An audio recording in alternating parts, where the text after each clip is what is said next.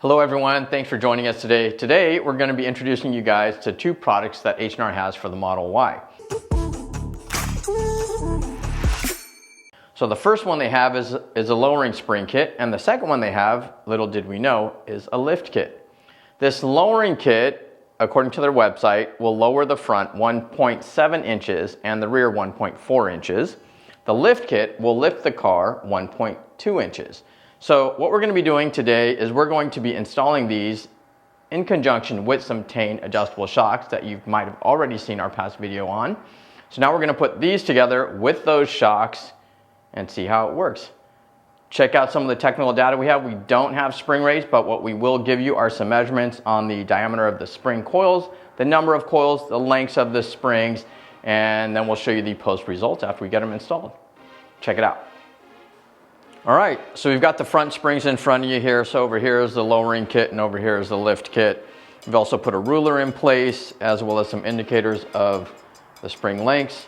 So over here, this one, the lowering kit is about 12 inches and this one, the lift kit's about 14 inches. So you have a 2-inch difference in spring length.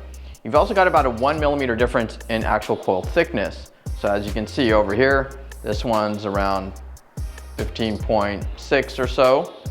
And then over here, you've got, we'll go right here, you got about 16.6. You got a 1 millimeter difference in coil thickness, as well as number of coils. So over here, 1, 2, 3, 4, 5, 6, 7. And on this one, 1, 2, 3, 4, 5, 6, 7, 8. So you got 8 coils on this one, 7 coils on this one, and there's the fronts. We'll show you the rears now. All right, so we've got the rear springs in front of you. Again, lowering spring, lift spring. On these ones, you got about a 1 3/4 inch difference. This one's about 11 1/4 inches. This one over here is about 13 inches in length. You also have a 1 millimeter coil thickness difference on these, just like the fronts. So over here, you've got about, let's say 18.1, 18.3. This one's 18.9. Let's check another part here. 19. 18, so it's about 1 millimeter. And then again, number of coils is also differing. So 1, 2, 3, 4, 5, 1, 2, 3, 4, 5, 6 coils on the lift kit. And there's the whole kit. So now we're gonna get them installed on the vehicle and show you the results.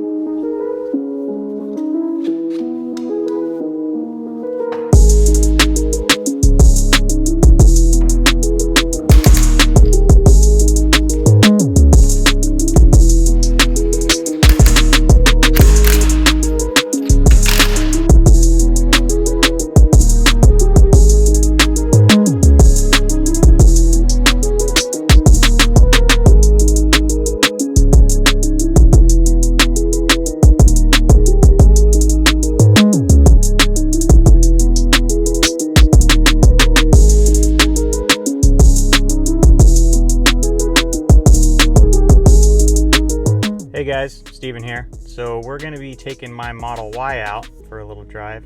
We installed the H&R lift springs on it. Been on it for about a week now. So we're going to take you on a little adventure and just see how they look on camera compared to some other things later on. Here we go. So I'm just driving down our main street here, hitting the reflectors in the road.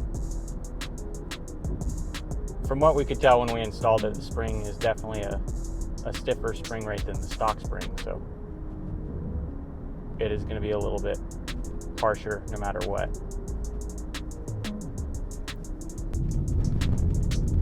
do this rough patch. It's definitely rougher than our stock setup. And on this incline, oh yeah, whoa.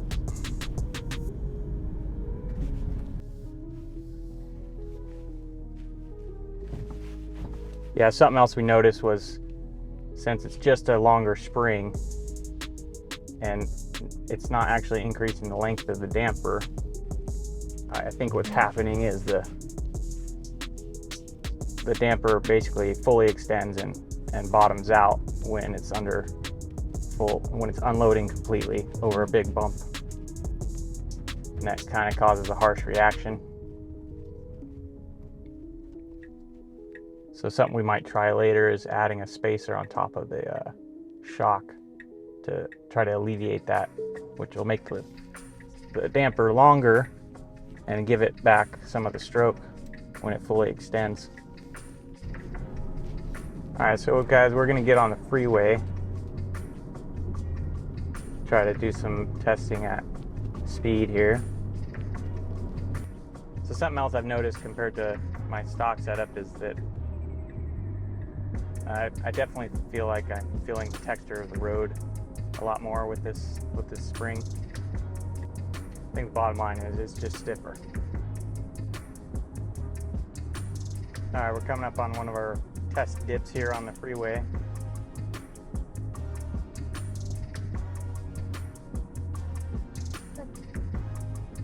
I actually do feel like it takes the higher speed stuff a little better, but all the low speed stuff is really harsh.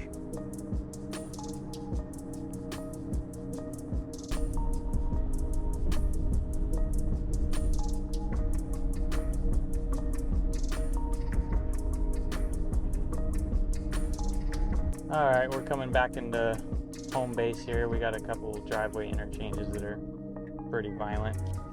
It'd be good on camera, I think, to show how harsh it is.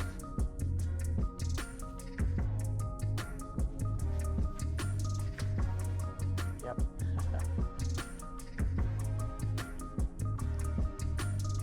And that's it for our drive. We're gonna try to do that shock spacer I was talking about and see if that improves anything. So stay tuned. All right, so we're in my Model Y Performance again with the H&R spring, lift spring, and we added a spacer, about a 1-inch spacer on top of the rear damper. We're gonna see if that helps in the low speed, kind of big bump situations where we felt like the damper was fully extending and then stopping abruptly. So we'll see what happens. All right, so we're in our little area where we have big bumps. So far, I haven't really noticed any difference on the drive here. I'm gonna go off this little curb here, this little drop off.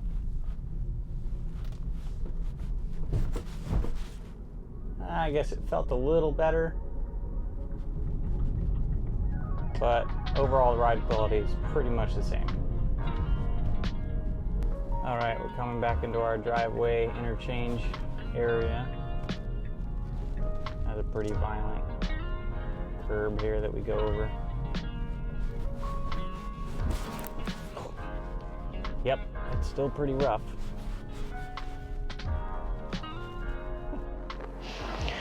So Steven's had the H&R lift springs on his Y for at least a week now. He's gone over a bunch of different surfaces. He drove on his terrible freeways home. Steven, why don't you tell us how they were? Yeah, so freeway, you know, they're not too bad on the freeway compared to stock.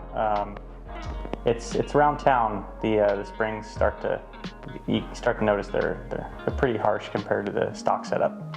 So yeah, we went off some curbs, speed bumps. I took up the snow. You know, the nice thing is you're higher, you know, off the ground, so you won't, you know, bottom out the battery or anything. But how was it going off that curb? I think that was kind of an iffy moment for you.